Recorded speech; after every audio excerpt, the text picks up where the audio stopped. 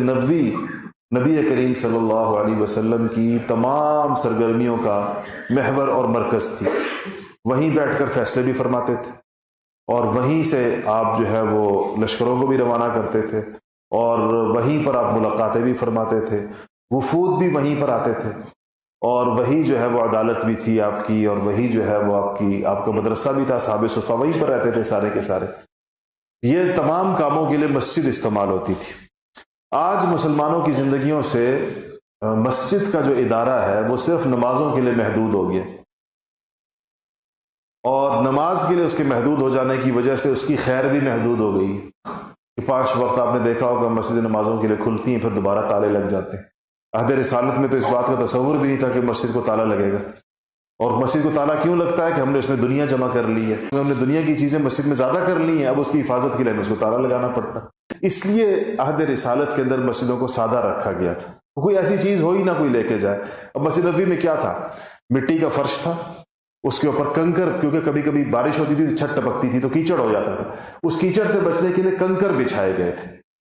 کنکروں کی، چھوٹے چھوٹے کنکر کی. صحابہ کا آتا ہے کہ اسی لیے آپ دیکھیں اس میں آتا ہے کہ جمعے کے وقت میں کہ کنکروں سے نہ کھیلو، اس کا مطلب نیچے کنکر ہوتے تھے، لوگ اٹھا کر اس کو ادھر ادھر اس سے وہ. اسی طرح آتا ہے کہ صحابہ سجدے میں جاتے بعض اوقات تھوڑا سا اس کو ایک ہاتھ سے لیول بھی کرتے تھے. اس سے علماء نے استدلال کیا کہ ایک ہاتھ سے کوئی چیز کریں تو نماز ٹوٹے گی نہیں. اور مٹی کی دیواریں تھیں، اور کھجور کے چھال کی اور کھجور کے پتوں کی چھت تھی. اس مسجد سے کوئی کیا لے کے جائے گا اگر وہ کھلی رہے تھی؟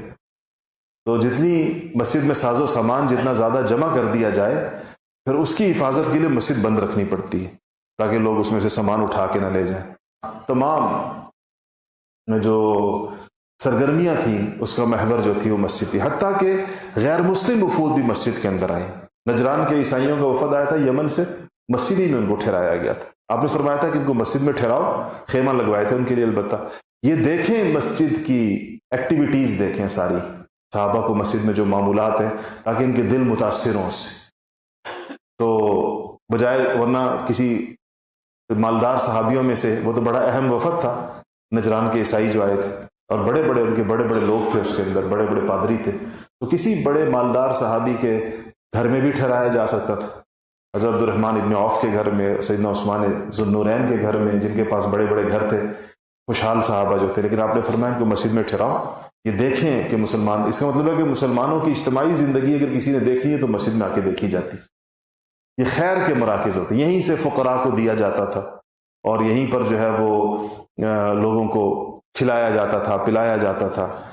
اور پورے نظام مملکت کا مرکز جو ہوتی تھی وہ مسجد ہے. مسلمانوں کی اجتماعی تربیت میں اس وقت بھی جو سب سے بڑا عمل دخل ہے وہ مسجد کا،